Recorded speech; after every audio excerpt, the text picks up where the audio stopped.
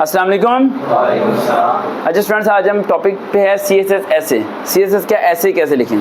जो बच्चे CSS करना चाहते हैं वो पहले मेरी वो 8 वीडियो सुन लें जो पिछले मंडे से लेके ऑनवर्ड संडे तक, यानी आज भी एक वीडियो अपलोड होगी रात 8 बजे, रोज़ाना रात 8 बजे एक वीडियो अपलोड हो रही है CSS के बिगनर्स के पॉइंट ऑफ व्यू से, जिसमें CSS के इलेक्टिव सब्जेक्ट्स, CSS की बेसिक इन्फॉर्मेशन, फॉर्म कब मिलेगा, अप्लाई कब होगा, MPT टेस्ट क्या होगा, उसके बाद आपका क्राइटेरिया क्या होगा, कैसे सब्जेक्ट को चूज करना है, सिलेबस क्या है, प्रेसी क्या, ओवरऑल जितनी इन्फॉर्मेशन, बेसिक इन्फॉर्मेशन को आपको तलाश करने में 3 महीने लगते हैं, वो मैंने सारी इन्फॉर्मेशन उसके अंदर दे दी है। पासिंग मार्क्स कैसे हैं, इंटरव्यू का क्राइटेरिया, हायरिंग कब होगी, कोटा सिस्टम क्या होता है, डिसेबिलिटी सिस्टम क्या होता है। अगर किसी बच्चे ने वो 8 पार्ट्स नहीं सुने तो ये वीडियो सुनना बेकार है उसके लिए, ये वीडियो वो ना सुने। अगर वो CSS करना चाहता है पहले वो जाए CSS PMS की हमारी प्लेलिस्ट में जाए, 8 के 8 पार्ट्स को सुने, उन्हें नोट डाउन करें, देन CSS ऐसे को सुने, ठीक है। अदरवाइज CSS ऐसे आपको एक समझ में तो आ जाएगा लेकिन वो फायदा नहीं होगा, क्योंकि मैंने लास्ट टाइम 8 वीडियोस के अंदर कुछ होमवर्क दिए हैं CSS ऐसे के कुछ पैटर्न बताए थे। अब आते हैं पॉइंट की तरफ। CSS ऐसे, सबसे पहला पॉइंट कि PMS और CSS में फ़र्क किया। PMS के अंदर जो ऐसे आता है वो 2 घंटे में लिखना होता है, CSS में जो ऐसे आता है वो 3 घंटे में लिखना होता है। पहला पॉइंट क्लियर हो गया। दूसरा पॉइंट ये है कि बचपन से लेके अभी तक जितने हम ऐसे लिखते आ रहे हैं वो 150 to 200 वर्ड्स के होते हैं या 250 to 300 वर्ड्स के होते हैं। ग्रेजुएशन लेवल पे भी अगर आप चला जाए तो 250 to 300 या 350 से ऊपर आप लोग कभी भी वर्ड्स तक नहीं पहुंचे। लेकिन वाई CSS के अंदर जब आपको ऐसे लिखना पड़ता था वो ऐसे होता है 2500 वर्ड्स। कितने? 2500, 2500। 250 की बात नहीं हो रही, सिफर ऐड कर लिया, 2500 अल्फाजों का एक मजमून लिखना। और आप लोगों के जहन में जा रहा होता है कि 8 ऐसे दिए होते हैं, उनमें से एक ऐसे करना है, 3 घंटे का टाइम है, क्या लिखें ऐसा कि वो हमें पास कर दें, ऐसे क्या करें कि हमारे अच्छे मार्क्स आ जाएं। और आपको पता है पासिंग मार्क्स कितने हैं? 40 हैं। कितने हैं? 40 पासिंग मार्क्स हैं। अब CSS के ऐसे लिखने के 5-6 पैटर्न बताने लगा हूँ। सबसे पहला पॉइंट, वोकैबुलरी। अगर आपके पास वोकैबुलरी नहीं है तो आप लिख ही नहीं सकते। फॉर एग्जाम्पल मैं कहता हूँ पान का पत्ता, उसकी इंग्लिश ही नहीं आपको पता, आप सेंटेंस बना ही नहीं सकते। समझ आ रही बात? मैं कहता हूँ छत, छत की इंग्लिश आपको नहीं पता, आप सेंटेंस नहीं बना सकते। यानी हेल्पिंग वर्ब से आप सेंटेंस नहीं बना सकते, वोकैबुलरी से सेंटेंस बनते हैं। किससे बनते हैं? वोकैबुलरी। और वोकैबुलरी कैसे इंक्रीज होती है? वोकैबुलरी इंक्रीज होती है सब टाइटल मूवीज से। अगर मैं अपनी बात करूँ, अगर मेरी इंग्लिश स्ट्रॉन्ग है आज, या मेरी कम्युनिकेशन स्किल स्ट्रॉन्ग है, मैं आसानी से लिख सकता हूँ, बोल सकता हूँ इंग्लिश बड़े आराम सुकून से, उसकी वजह ना तो कोई एकेडमी है, ना ही पार्ट ऑफ स्पीच है, ना वो मोटी सी बुक है जिसे पढ़ने के बाद नॉन वर्ब एडवर्ब का पता चलता है। मैंने सारी की सारी इंग्लिश सीखी है इंडियन इंग्लिश से। जो मैं अपनी बात कर रहा हूँ, इंडियंस इंग्लिश बहुत अच्छे तरीके से बोलते हैं। इंडियन स्पीचेस जो होती हैं, इंडियन डिबेट जो होती हैं, उनके बड़े कॉमन एंड सिंपल सेंटेंसेस होते हैं। इंडिया की तारीफ नहीं कर रहा, जो उनकी अच्छे पॉइंट्स हैं उन्हें गेन कर लेना चाहिए, इसमें कोई बुराई नहीं है।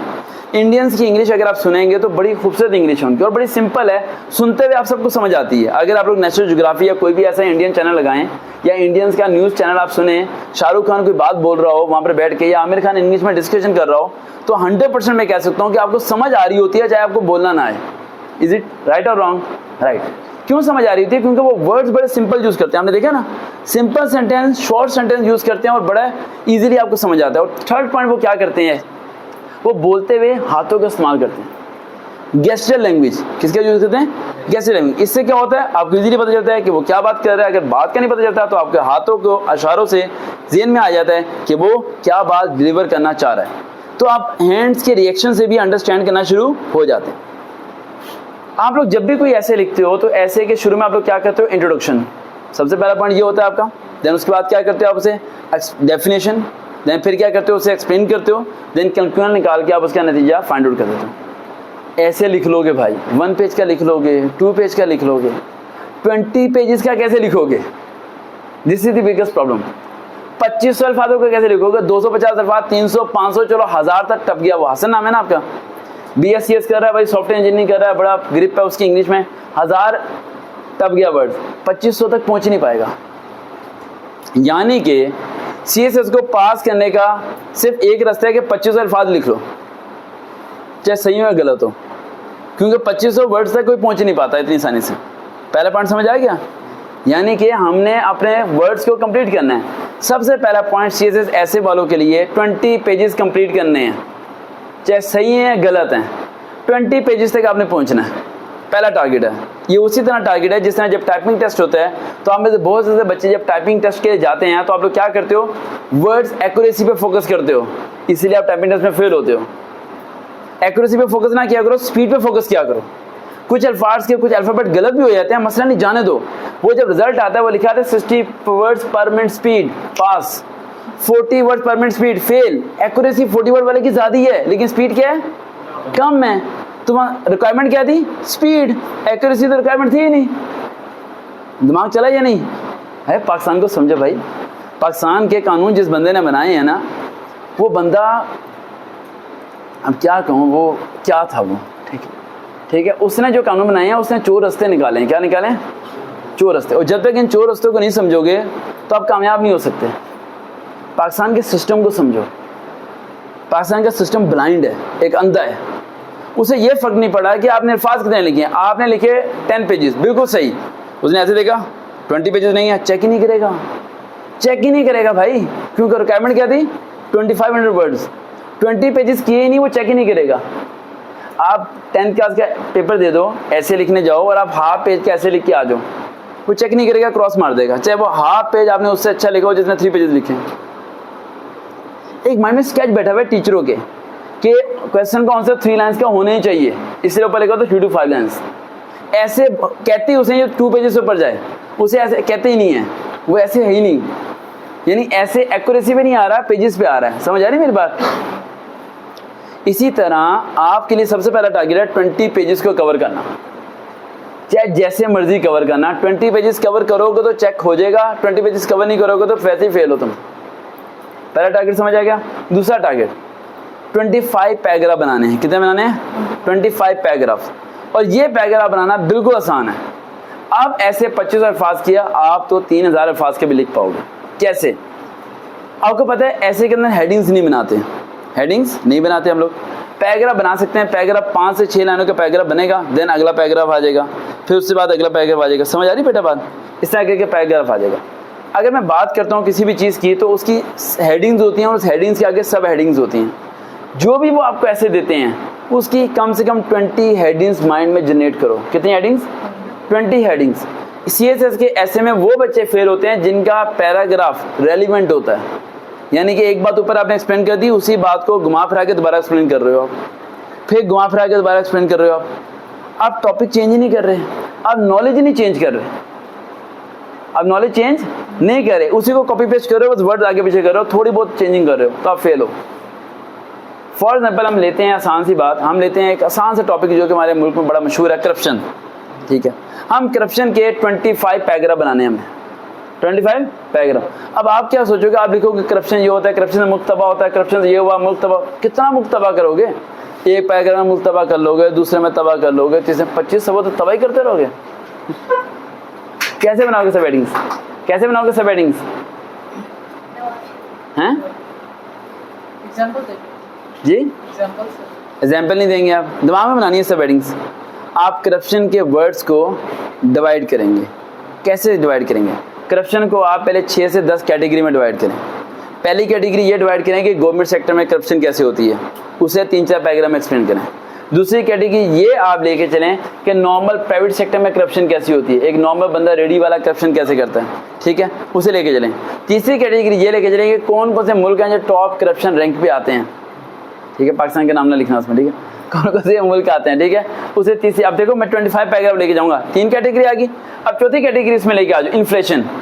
इन्फ्लेशन के करप्शन से कोई लेना देना है नहीं ना, लेकिन जब इन्फ्लेशन होती है तो करप्शन होती है, तो इन्फ्लेशन होती है ना, तो इसे रेलिवेंट कर दो। क्या कर दो? अब मैंने क्या किया, इन्फ्लेशन वाले ऐसे को करप्शन के अंदर पुट कर दिया। अब मेरा ऐसे एक्सपेंड हो गया। अब जरा समझना बात को, यानी कि मैंने 2 एसेस को मर्ज कर दिया। करप्शन के अंदर मैंने क्या डाल दिया है? इन्फ्लेशन डाल दिया, क्योंकि करप्शन हुई, पैसे कम हुए मार्केट के अंदर, ठीक है, डिमांड बढ़ गई, सप्लाई कम होगी, इन्फ्लेशन होगी, इन्फ्लेशन होगी। जब मैं इन्फ्लेशन के टॉपिक को लेके चला गया हूं तो इन्फ्लेशन के कॉजेज आ जाएंगे।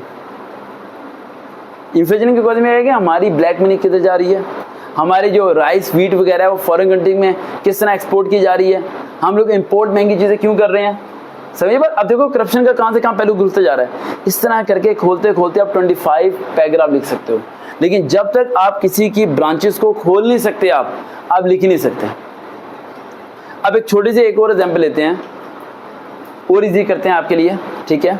ऐसे को लिखने में 5 चीजें ध्यान में रखनी है, लिखने आप जरा पहला पॉइंट। सबसे पहला पॉइंट, आपने पहला पूरा पैराग्राफ उस ऐसे के वर्ड्स की सिर्फ एब्रीविएशन पे लगा देना है। किस पे? एब्रीविएशन के। इसका मतलब क्या है? करप्शन का मतलब क्या है, लैटिन लैंग्वेज में क्या मतलब है, करप्शन जनरेट कैसी होती है, कब से करप्शन हो रही है, किस लेवल की करप्शन होती हैं, उसे आपने इंट्रोड्यूस करना है। क्या करना है? इंट्रोड्यूस करना है। समझ आ रही है रमान? पॉइंट नंबर 2, आपने इमोशनल सीन डालना है। क्या डालना है? इमोशनल। करप्शन की वजह से कितने लोगों के घर तबाह हुए, कितने लोग कैद हुए, कितने लोगों की जिंदगियां तबाह होगी, कितने लोग भूखे सोते हैं। अब मैं कहां पर आ गया हूं? हैं? पॉपुलेशन पे आ गया हूं। समझ गया वो बात। अभी देखो मैं करप्शन से इन्फ्लेशन पे लेके गया था, अब कहां ले गया आपको? पॉपुलेशन पे, पॉपुलेशन ग्रोथ पे ले गया हूं। वहां पर मैं ले गया हूं डेट ट्रेड रेशो पे, कि कितने लोग सिर्फ खाना ना मिलने की वजह से मर रहे हैं क्योंकि मुल्क में करप्शन हो रही है। सही तरीके से equal distribution of the wealth नहीं हो रही। अब करप्शन को लेके चलते चलते मैं कहां पे जा रहा हूं? सीधा मैं लेके चला गया इकोनॉमिकल इंस्टेबिलिटी पे। हमारी माशी हालात सही नहीं है। अब माशी हालात में क्या चला जाएंगे? GDP, GNP, NNP. अब ये चीजें वही कर सकता है जिसके पास नॉलेज ज्यादा होगा। जो मैंने पहले बोला था, वोकैबुलरी। मैंने सारी किताबें पढ़ ली हैं, मेरे लिए 25 पैराग्राफ किया, 100 पैराग्राफ बनाना मुश्किल नहीं है, लेकिन आपके लिए मुश्किल होगा क्योंकि आप लोगों ने सिर्फ वही स्टडी किया जो आप लोगों ने तालीम में पढ़ा। समझ आ रही बात? जब तक आपका ब्रेन प्रॉपरली ओपन नहीं होगा, ये 1.5 किलो का दिमाग खुलेगा नहीं, जब तक आप किसी चीज को एक्सपेंड नहीं कर सकते, बढ़ा नहीं सकते आप किसी चीज को, आप ब्रांचेस नहीं बना सकते। अब पहला पॉइंट आता है इंट्रोडक्शन आपके देंगे, यानी उसे एब्रीविएशन देंगे आप। दूसरा पॉइंट इमोशनल, यानी कोई ना कोई ऐसे के अंदर आपने सैड सीन लाजमी डालना है कि जिसकी वजह से रीडिंग वाले को भी थोड़े मिनट के लिए आंसू आ जाए कि यार बहुत दुख हुआ, ये बड़ा क्रिटिकल सीन है, बड़ी खतरनाक बात है। लेकिन तीसरा पॉइंट, एग्री और डिसएग्री। एग्री और खुद ही उस चीज से एग्री भी करना है और खुद ही उस चीज से डिसएग्री भी कर जाना है। खुद ही उस चीज से क्या करना है? एग्री भी करना है। जैसे कि गवर्नमेंट सेक्टर में करप्शन होती है, एग्री कर लिया, खुद ही डिसएग्री कर देना है। गवर्नमेंट सेक्टर में करप्शन नहीं होती, करप्शन जो मेजरली प्राइवेट सेक्टर में होती है वो पब्लिक की वजह से, पब्लिक डिमांड, पब्लिक पैसे देती है तो वो गवर्नमेंट सेक्टर करप्शन करती है। पब्लिक पैसे ही ना दे तो वो करप्शन करेंगे नहीं। खुद ही एग्री करना है, खुद ही डिसएग्री भी कर लेना है, यानी न्यूट्रल रहना है। क्या रहना है? न्यूट्रल। कभी भी वन साइडेड ऐसे नहीं लिखते। जो बच्चे वन साइडेड ऐसे लिखते हैं वो फेल हो जाते हैं। आप ऐसे नहीं लिख रहे, आप डिस्कशन कर रहे हो। क्या कर रहे हो? डिस्कशन। ऐसे को डिस्कशन का वर्ड दोगे तो लिख पाओगे। डिस्कशन में क्या होता है, मेरी इससे बहस होगी, ये बोलता रहेगा जब तक मैं बोल रहा हूँ, कि कोशिश करेगा किसी तरह सर्वकार चुप हो जाए, मैं बोलता रहूँ। इसी तरह ऐसे है। ऐसे में आपका मकसद ये होना चाहिए कि आपका जो चेकर है वो बिजी रहे आपके ऐसे के साथ, बोर ना हो। क्या ना हो? बोर ना हो। पढ़ रहा है, बोर हो गया वो नहीं, उसे हर वक्त लगे ये सेकंड पैराग्राफ में एग्री कर रहा है, थर्ड में आगे डिसएग्री कर रहा है, फिर इसके एडवांटेजेस दे रहा है, फिर डिसएडवांटेजेस दे रहा है, फिर ये कहाँ से कॉजेस पे लेके चला गया है, ये बात कहाँ से कहाँ, यानी उसे खुद को लगे कि यार मुझे नॉलेज मिल रहा है। जब आपको, जैसे आप लोग कॉन्स्टेंटली बैठ के मुझे सुन रहे हो, क्यों सुन रहे हो? क्योंकि आज से पहले कभी ऐसे लिखने का तरीका आप लोगों ने सुना ही नहीं है इस तरीके से। तो क्यों लगातार आइज मेरी तरफ है आपकी? क्योंकि आप न्यू चीज सुन रहे हो। अगर न्यू चीज नहीं होगी तो आप बोर हो जाओगे। क्या हो जाओगे? बोर हो जाओगे। तो यही चीज आपने ऐसे के अंदर डिप करनी है। पहला एब्रीविएशंस यानी इंट्रोडक्शन, दूसरा इमोशनल सीन, और तीसरा मैंने आपको बताया कि एग्री और डिसएग्री। एग्री और disagree. And fourth point international level पे उसे डिस्कस करना है। जैसे कि राइस की बात की जाए तो राइस सबसे ज्यादा प्रोड्यूस कौन सा मुल्क कर रहा है? चाइना, आपको पता है, ठीक है। और चाइना सबसे ज़्यादा चावल प्रोड्यूस कर रहा है पूरी ऑल ओवर दुनिया में। चाइना से बेहतर चावल अभी कोई और प्रोड्यूस नहीं, लेकिन चावल की क्वालिटी जो सी है वो पाकिस्तान की सबसे बेस्ट है, ठीक है। अब जैसे मैंगो की बात करते हैं, आम सबसे अच्छा प्रोड्यूस पाकिस्तान करता है, और सारे का सारा आम एक्सपोर्ट होकर फॉरेन कंट्री जाता है, और वही जूसेस में भर के हमें 50 रुपये का डब्बा गंदे वाला जूस बेचा जाता है, ठीक है। तो वो चीज़ जो सी है वो चीज़ आप यहाँ पे लिख सकते हैं इंटरनेशनल लेवल पे। इसके लिए क्या करना होगा? ज्योग्राफी पढ़नी पड़ेगी आपको। क्या पढ़नी पड़ेगी? जियोग्राफी पढ़नी पड़ेगी, जो कि मुझे सबसे बुरी किताब लगती है, राइट। आप लोगों को पता नहीं अच्छी लगती होगी, राइट। वो पढ़नी पड़ेगी आप लोगों को। समझना पड़ेगा कौन कौन सी कंट्रीज टॉप पे हैं, कहाँ कहाँ इंपोर्ट होती है, कहाँ कहाँ एक्सपोर्ट होती है, कौन कौन सी कंट्रीज जनरेट कर रही है उन चीज़ों को। इस तरह आपके लिए आसान होगा। And fourth point, that is the most important point. वो बहुत मुश्किल से आपके होना है, और वो होने के लिए आपको बाबों के पास बैठना पड़ेगा। किताबें पढ़ने की जरूरत नहीं है, बाबे होते हैं गली मोहल्लों में कहीं, उनके पास बैठना है। वो है नतीजा, कंक्लूजन। अगर आप ऐसे का कंक्लूजन नहीं निकाल पाए तो आपका ऐसे फेल है। आपने ऐसे जितना लिखा है एंड पे आके आप रिजल्ट नहीं फाइंड आउट कर पाते, और आप टू बी कंटिन्यू ऐसे रखते हैं, यानी एक ऐसे आपने एंड खत्म किया, वो कंटिन्यू है, वो क्लोज ही नहीं हुआ। जो चीज़ क्लोज नहीं होती है उसका रिजल्ट नहीं होता। समझे बात? जैसे कि आप इसके ध्यान में रखेंगे overcome of the corruption, corruption को खत्म कैसे करें, तो अपने माइंड से कुछ पॉइंट्स देने हैं आपने, अपने पॉइंट ऑफ व्यू से कि मेरे ख्याल से करप्शन को खत्म करने के ये तरीके हैं। अपनी सेशन देनी है कि मेरे ख्याल से चेक एबिलिटी सही होनी चाहिए, ठीक है, चेक बैलेंस सही होना चाहिए। मेरे ख्याल से कैमरे लगने चाहिए पुलिस स्टेशन में, सब जगह पर, जहाँ पर प्रॉपर्ली फुटेज रिकॉर्ड हो कि कौन किसी को पैसे दे रहा है। टर्मिनेशन रेशो ज़्यादा होनी चाहिए, मैट पे फैसले होने चाहिए, पेपर चेकिंग सही होनी चाहिए। इस तरह करके कम से कम आपने जो कंक्लूजन रिजल्ट देना है वो आपने अच्छा खासा देना है। जब आप ओवरकम देंगे, उसे रिजल्ट देंगे, तो वो इस बात को समझेगा कि अगर आप मसले को जानते हैं तो मसले का हल भी जानते हैं, मसले का हल भी जानते हैं। अब आपके जहन में ये आना चाहिए सवाल कि सर जी ये लोग पागल बेवकूफ़ हैं, 2500 अल्फाज के ऐसे लिखवाते क्यों हैं? ये ऐसे हो गया, पेपर चेक हो गया, इलेक्टिव पेपर चेक हो गए, पास हो गए, इंटरव्यू में पहुंच गए। यही ऐसे पूछेंगे इंटरव्यू में आपसे। क्या पूछेंगे? यही ऐसे पूछेंगे इंटरव्यू में। और इंटरव्यू में अगर आप किसी चीज़ को एक्सप्लेन ना कर सके, इंटरव्यू में वो कभी भी आपके बारे में नहीं पूछते कि भाई साहब किस गांव से बिलोंग करते हैं। इंटरव्यू में पूछते हैं जी आप कौन से डिपार्टमेंट को ज्वाइन करना चाहते हैं। आप कहते हैं जी मैं आना चाहता हूँ एग्रीकल्चर डिपार्टमेंट में। वो कहेंगे एग्रीकल्चर डिपार्टमेंट में क्या क्या चीज़ें गलत है जो सही करेंगे आप कहते हैं ओ सर वो तो मैं डिपार्टमेंट में आके बताऊंगा, ठीक है। नहीं, फिर आप फारग हैं, फिर आप क्या हैं? फारग। वहाँ भी डिस्कशन है। ये जो 2500 अल्फाज के ऐसे हैं ना, ये आपको इंटरव्यू के लिए वेल प्रिपेयर कर देगा, किसी टीचर की जरूरत नहीं है। ये ऐसे अगर आपका सही होगा तो पीपीएससी एपीएससी के टेस्ट तो आपके लिए बच्चे हैं भाई, ऐसे पास करोगे उन्हें। क्योंकि ये ऐसे करते करते आपकी वोकैबुलरी और नॉलेज इतना इंक्रीज हो जाएगा कि सीएसएस छोड़ो आप बाकी नॉर्मल टेस्ट पास करना शुरू हो जाओगे। समझ आ रही मेरी बात? बिल्कुल क्लियर। तो ये सारा क्राइटेरिया होता है। अब मैं एक लास्ट पॉइंट करके आपको जरा क्लोज करना चाहता हूँ। जो बच्चे सीएसएस के ऐसे की प्रैक्टिस कर रहे हैं वो क्या क्या करें, क्या क्या होमवर्क करें, क्या क्या सारे टिप्स होंगे। सबसे पहला पॉइंट मैंने आपको कहा था इंग्लिश न्यूज़पेपर। किसी भी न्यूज़पेपर को आप इंग्लिश न्यूज़पेपर को आप डाउनलोड कर लें आप, देन उसे आपने पढ़ना है। उनमें जो अल्फाजों का मतलब नहीं पता उसकी जो लाइन लगानी है और उसके बाद उसका उर्दू का मतलब लिखना है।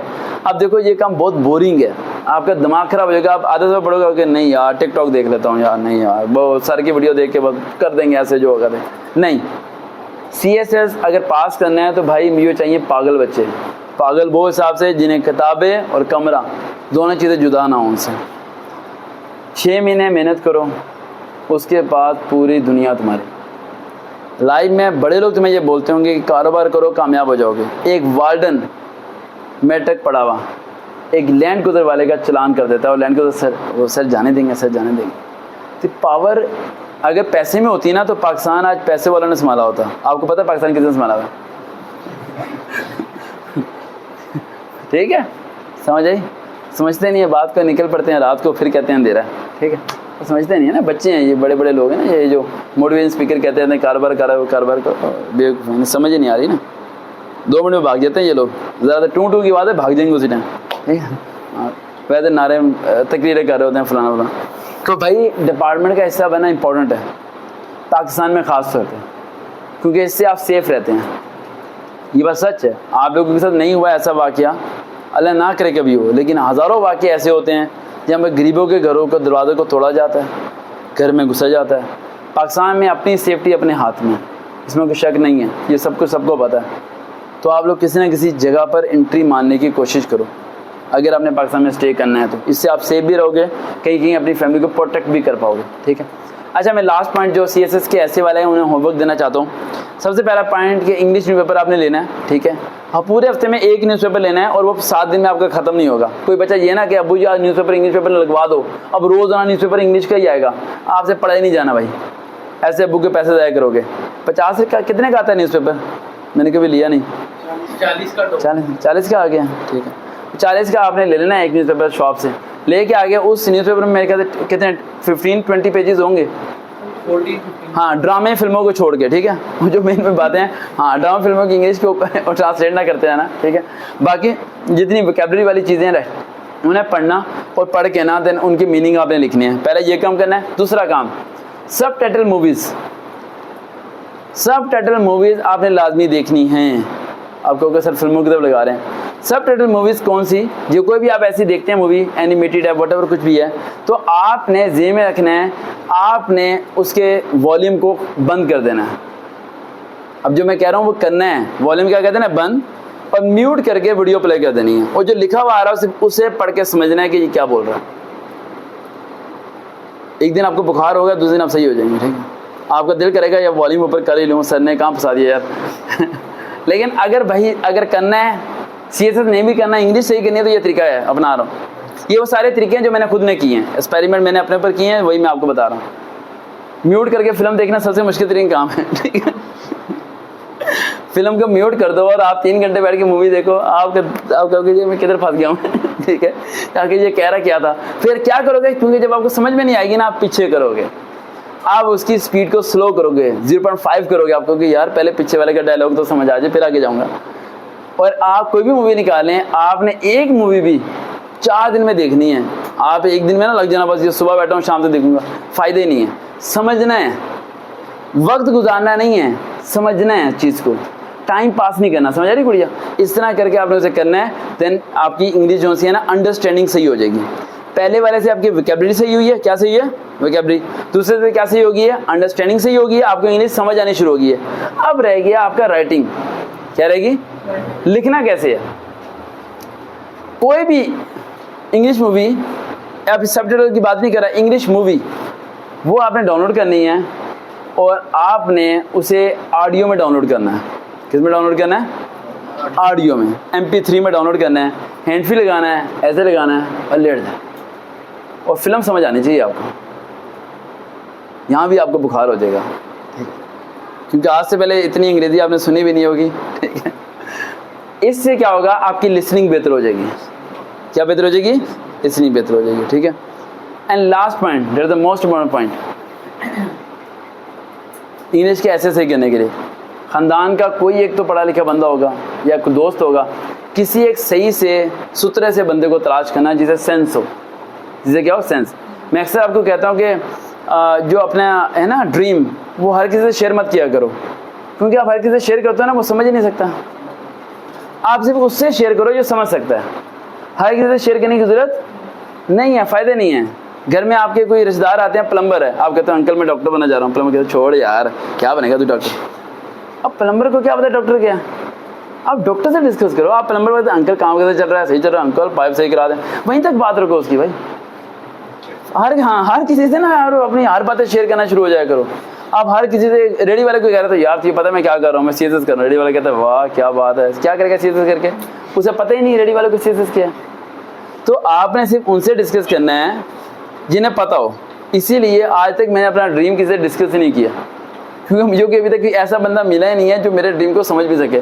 इसलिए मैं, घर वाले पूछते हैं क्या कर रहा है, मैं कहा पता नहीं मैं क्या कर रहा हूँ। ठीक है, वो कहते ठीक है करता रहे जो कर रहा है, अल्लाह जाने ये कर रहा है क्या। तो इस बात को ध्यान में रखना आप लोगों ने। ये पॉइंट्स आप लोगों ने करने हैं। ये पॉइंट्स करने के बाद मैंने बताया कि ख़ानदान का कोई एक बंदा तलाश करना है। बंदा तलाश करके आपने उस बंदे के साथ इंग्लिश में डिस्कशन करनी है। शर्त यह है कि उसे इंग्लिश आती हो। अब ये बंदा तलाश करना भी थोड़ा सा मुश्किल होगा। डिस्कशन 1 घंटा डिबेट करनी है। कैसी डिबेट करनी है, नॉर्मली डिस्कशन। कोई टॉपिक ना पकड़ लेना कि इन्फ्लेशन में बात करते हैं, ना ना, जिससे नॉर्मली आप बात करते हो यार मुल्क में क्या चल रहा है यार, ये नॉर्मली डिस्कशन इंग्लिश में करनी है आपने। इससे थोड़ा ना आपका एटमॉस्फेयर सही हो जाएगा। और पूरे दिन में आप 1 घंटा भी अगर बात करते हैं तो आपकी इंग्लिश सही होनी शुरू हो जाएगी। असल में पूरा दिन सुबह से शाम तक हम सारे उर्दू बोलते हैं, ये बात सच है। हम सारे उर्दू में लेक्चर सुनते हैं और हम जिस जिस स्कूल में पढ़ने जाते हैं इंग्लिश भी उर्दू में पढ़ते हैं। राइट और रॉन्ग, इंग्लिश भी उर्दू में पढ़ते हैं। तो इंग्लिश भी जब हम इंग्लिश में पढ़ते ही नहीं हैं तो हमें इंग्लिश आएगी कहाँ से। तो अंग्रेज चलेगी, अंग्रेजी छोड़ के और हमें गुलाम बना के चलेगी। ये बात बिल्कुल सच है। हम अंग्रेजी के गुलाम हैं और आगे भी रहने वाले हैं।